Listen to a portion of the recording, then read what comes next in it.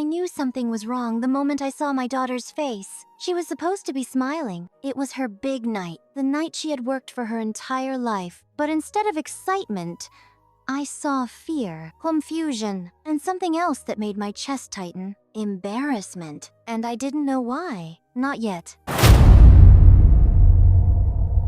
My name is Lily Anderson. I'm 38 years old, and until that night, I thought I had a normal family. I thought I had a wife who respected me. I thought I had a home built on honesty. I thought I had a daughter who felt safe. I was wrong. My daughter, Sophie, had just turned 16. That night was her honor ceremony, a moment she had dreamed about for years. She was the top student in her class. Straight A's. Student council president. Every teacher loved her, but more than that, she was kind, gentle, the type of girl who helped others even when no one noticed. I was proud of her, more than anything. The event was held in a decorated school auditorium, parents dressed in formal clothes, teachers smiling, cameras flashing, soft music playing in the background. It was supposed to be a perfect night. My wife, Rachel, arrived late. That was the first sign. She said she had work. I didn't question it, because for the past few months, she had been saying that a lot. Late nights, business trips, secret phone calls, messages she would quickly hide when I walked into the room. I noticed, of course I noticed, but I trusted her.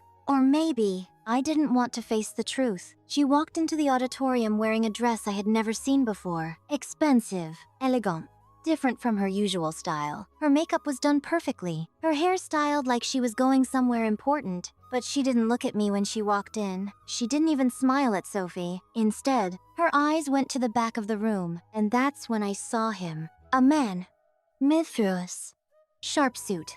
Confident posture. Standing near the entrance like he didn't belong there, but didn't care. Rachel's eyes met his for a second. Just a second, but it was enough. Because in that 1 second, everything inside me went cold. I didn't know who he was, but I knew exactly what he was. I felt my daughter's hand grab mine. "Dad," Sophie whispered. Her voice was shaking. "Who is that man with Mom?" That was the moment everything shattered. The ceremony started. Names were being called, parents clapping, students walking across the stage proudly. But I couldn't focus, because every few seconds, I saw Rachel glancing back at him, smiling slightly, texting on her phone. And once, I saw him smile back. Sophie's name was finally called. Sophie Miller Academic Excellence Award. The entire room applauded. I stood up, clapping harder than anyone, because that was my little girl up there. But as she walked across the stage, something happened that should have never happened. Rachel stood up too, but instead of looking at Sophie, she turned, and she gestured for that man to come closer. My heart dropped. He walked down the aisle, confident, like he had every right to be there, and he stopped right next to Rachel,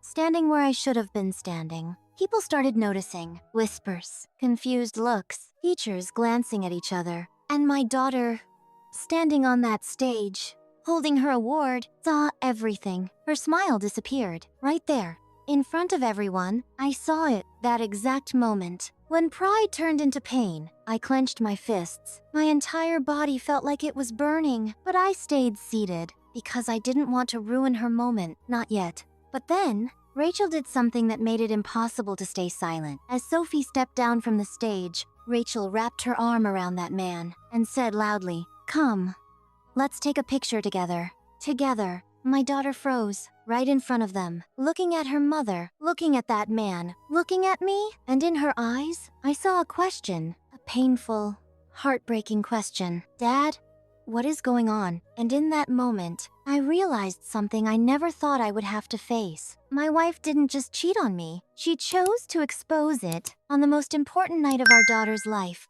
And I knew what I did next was going to change everything. I stood up slowly, not in anger, not in chaos, but with a calm that only comes when something inside you finally breaks and turns into something stronger. My daughter was still standing there, frozen, holding her award, her eyes moving between me, my wife, and the man standing beside her. That moment was supposed to be her happiest, and it was being stolen from her, right in front of everyone. I couldn't let that happen. I walked toward them, each step steady, each step controlled. The whispers around the auditorium grew louder. People could feel it now. Something wasn't right. Rachel noticed me approaching. Her smile faded for a second. Then she forced it back, like she was trying to pretend everything was normal. It wasn't. Ethan, she said quickly, lowering her voice.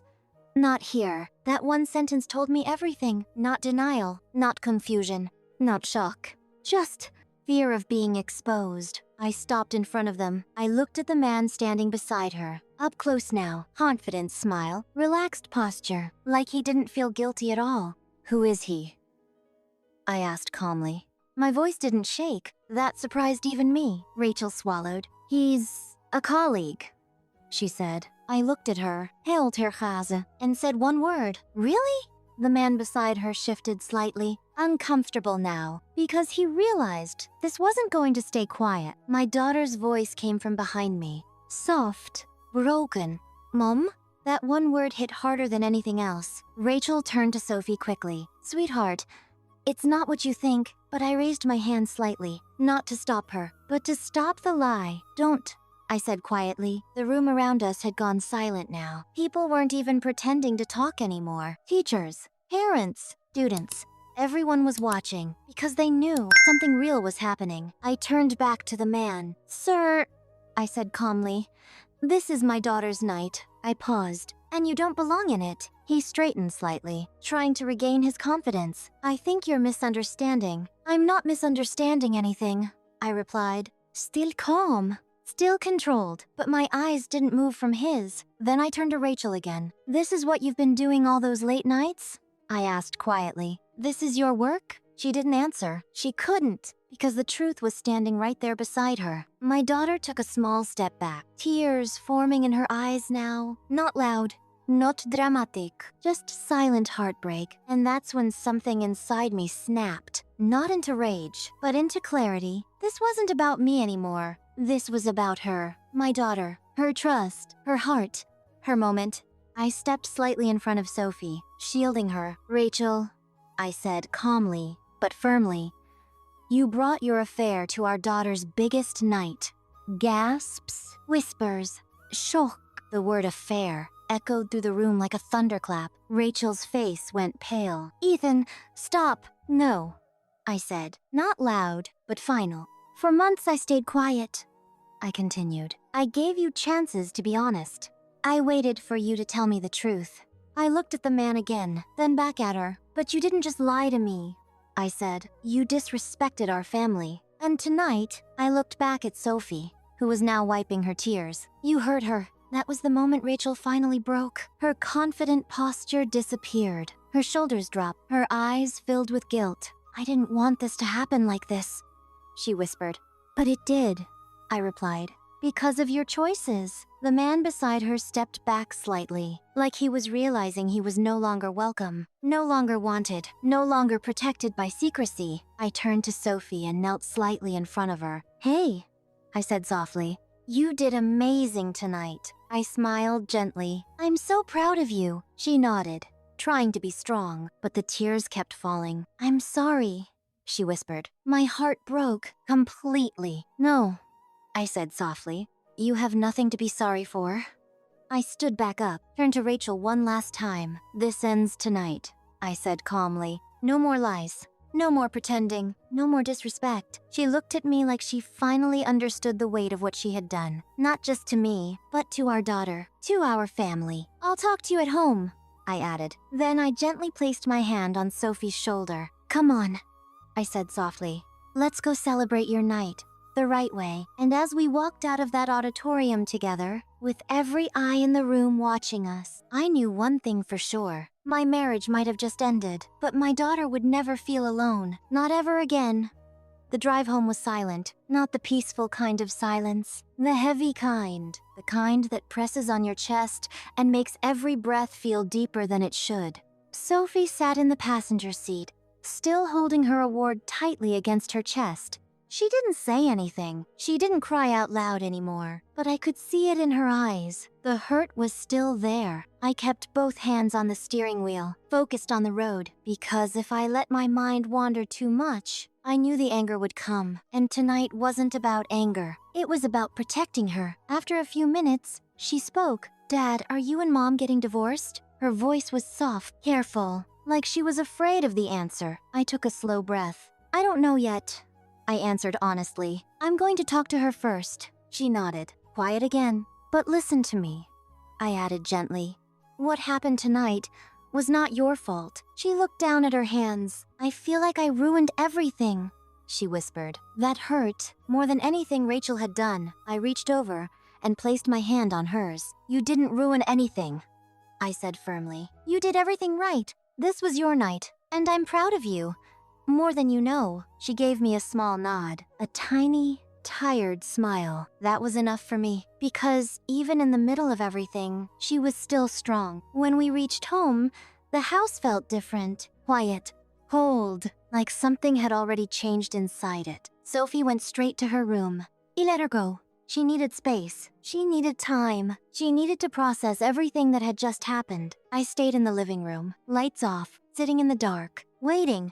About 30 minutes later, I heard the front door open. "Rachel?" She stepped inside slowly, like she wasn't sure if she was still welcome there. I didn't turn on the lights. I just said one word. "Sit." She hesitated, then walked over and sat across from me. For a few seconds, neither of us spoke. Then she started. "I'm sorry," she said quickly. "I never wanted Sophie to find out like that." I nodded slowly. "But you didn't want to stop either," I replied. She closed her eyes. That hit her, because it was true. "It just happened," she said weakly. I let out a quiet breath. "No," I said. "It didn't just happen. You made choices. Every late night, every message, every lie. Every time you looked me in the eyes and said you were at work." Her hands started shaking. "I felt alone," she said, tears forming now. "You were always busy, Ethan. You were always working." I listened. I really did. Then I nodded once. "You're right," I said. "I was working for this family, for our daughter, for our future." I leaned forward slightly. "But you didn't talk to me about feeling alone," I continued. "You didn't ask for help. You didn't try to fix anything." My voice stayed calm, but every word was heavy with truth. "You replaced me," I said quietly. She broke then, tears falling freely now. "I didn't mean for it to go this far," she whispered. I looked at her, really looked at her, and for the first time in years, I didn't see my partner. I saw a stranger. "Do you love him?" I asked. She froze. That question was the one she didn't want to answer. "I don't know," she said finally. That was enough. I leaned back in my chair, closed my eyes for a second, and when I opened them again, I already knew what I had to do. "For months," I said slowly, "I felt something was wrong. But I kept hoping I was wrong. I kept hoping you would choose us." I shook my head slightly. "But tonight, you made your choice." She looked up at me quickly. "Ethan, please." "I'm not yelling," I said. "I'm not blaming. I'm not trying to hurt you." I paused. Then I said the sentence that changed everything. "I'm done." The room went completely still. Her eyes widened. No, Ethan, please don't say that," she cried. "We can fix this. We can go to counseling. We can try again." I looked at her, calm, clear, certain. "I already tried," I said. "For months. Alone." Tears streamed down her face, but my voice didn't change. "I deserve honesty. My daughter deserves stability, and this house deserves peace." She shook her head desperately. "I don't want to lose my family." I stood up slowly, walked toward the stairs, then stopped. Without turning around, I said one final thing. "You should have thought about that before you destroyed it." And then I walked upstairs, because the hardest part wasn't saying those words. The hardest part was knowing they were necessary. Behind me, I could hear Rachel crying, soft, broken, regretful. But for the first time in a long time, I didn't feel confused. I didn't feel uncertain. I didn't feel weak. I felt clear, because sometimes losing the person you loved is the only way to protect the life you built. The next morning didn't feel like a normal morning. There was no routine, no quiet comfort, no sense of home. the way it used to be. It felt like a place where something had ended, and something new, uncertain, had begun. I woke up early, earlier than usual, not because I had to, but because my mind wouldn't let me sleep. For a few seconds, I just stared at the ceiling, letting the reality settle in again. The confrontation, the truth, the decision I made, I didn't regret it. But that didn't make it easy. I got up, walked downstairs, and found Rachel sitting at the kitchen table. She hadn't slept. Her eyes were red, her face pale. She looked smaller, like everything she thought she had was suddenly gone. She looked up at me when I walked in, didn't say anything at first, just watched me. I poured myself a glass of water, took a slow sip, then I spoke. "Sophie's still asleep?" I said. "She needs rest." Rachel nodded quickly. "I know." "I checked on her," she said softly. There was an awkward silence between us, different from the night before, less explosive, more final. "I called a lawyer this morning," I said calmly. Her head snapped up. Tears filled her eyes instantly. "So, that's it?" she whispered. I looked at her, not with anger, not with hate, just with clarity. "Yes," I said, "that's it." She covered her mouth with her hand, trying to hold in her emotions, but the tears came anyway. "I never thought you'd actually leave," she admitted. I gave a small, tired nod. "I never thought you'd actually cheat," I replied. That silence after that sentence was heavy because there was nothing left to argue, nothing left to explain. She looked down at the table. "I thought we were just going through a phase," she said quietly. I leaned against the counter. "No," I said. "A phase is when two people struggle and try to fix it together." I paused. What we had was you stepping outside the marriage. She didn't respond because she couldn't deny it. Just then, I heard soft footsteps. Sophie. She walked slowly into the kitchen, still in her pajamas. Hair messy, eyes tired, but stronger than the night before. She looked at both of us, then asked the question we both knew was coming. "Are we still a family?" Rachel broke down immediately. "I hope so, sweetheart," she cried. "We can fix this. We can." I gently raised my hand, not to silence Rachel harshly, but to protect Sophie from false hope. I walked closer to my daughter, knelt slightly so I was at her level. "We will always be your family," I said softly. "You will always have a mom and a dad who love you." I paused. "But things are going to change." She looked at me, searching my face for truth, for safety. "Are you leaving?" she asked quietly. I swallowed. This was the hardest part. "I'm not leaving you," I said immediately. "Never." I placed my hand gently on her shoulder. "But your mom and I are going to live separately." Tears filled her eyes again, but she didn't cry loudly. She just nodded slowly. "Okay," she whispered. That one word carried so much maturity, so much strength, so much pain. Rachel reached out toward her. "Sophie, please, come here," she cried. Sophie hesitated, then slowly walked into her arms. Rachel held her tightly, crying into her shoulder. "I'm so sorry," she kept repeating. "I'm so sorry." Sophie didn't say anything. She just stood there, letting her mom cry. I watched them, and even through everything, it still hurt. Because I never wanted this for my daughter. But I also knew something important. Growing up in a house built on lies is more damaging than growing up in two homes built on truth. After a few minutes, Sophie pulled away gently. She wiped her tears, then looked at me. "Dad, can we still celebrate my award later?" she asked softly. That question, that simple, innocent question, hit me straight in the heart, and I smiled. For the first time since last night. "Of course we can," I said warmly. "We're going to celebrate you the right way." She gave a small smile back, a real one this time, and in that moment, I made a promise to myself. No matter what happened between me and Rachel, my daughter would never feel like her moment didn't matter. Her life, her success, her happiness would always be protected. I stood up, grabbed my keys. "I'm going to step out for a few hours," I said. "I'll make some calls. Start the process." Rachel nodded silently. She knew what that meant now. This wasn't a threat. This wasn't anger. This was real. As I walked toward the door, I stopped for a second, looked back at them, at the life we once had, at the family we once were, and then I walked out. Because sometimes, the hardest decision you make is the one that finally brings peace. 6 months later, life didn't look the same, but for the first time in a long time, it felt honest. The house was quieter now, cleaner. Not physically, but emotionally. No tension, no secrets. No pretending everything was okay when it wasn't. Sophie and I had built a new routine together. Saturday breakfasts, movie nights, late night talks about school, friends, and her dreams. She smiled more now, not the forced kind, the real kind, the one she used to have before everything broke. And me?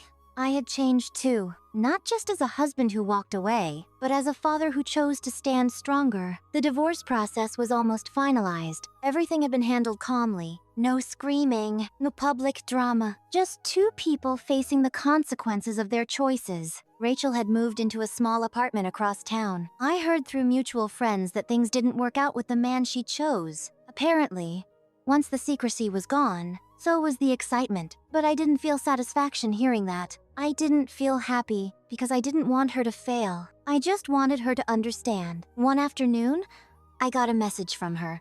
"Can we talk? Please." I thought about it for a long time. Then I replied, "Okay." For Sophie, we met at a quiet cafe, neutral place. No memories, no emotions attached to it. She looked different, not physically, but emotionally, humbled, softer. Like life had finally forced her to see things clearly. "Thank you for meeting me," she said quietly. I nodded. "What did you want to talk about?" She took a deep breath. "I just wanted to say, I understand now.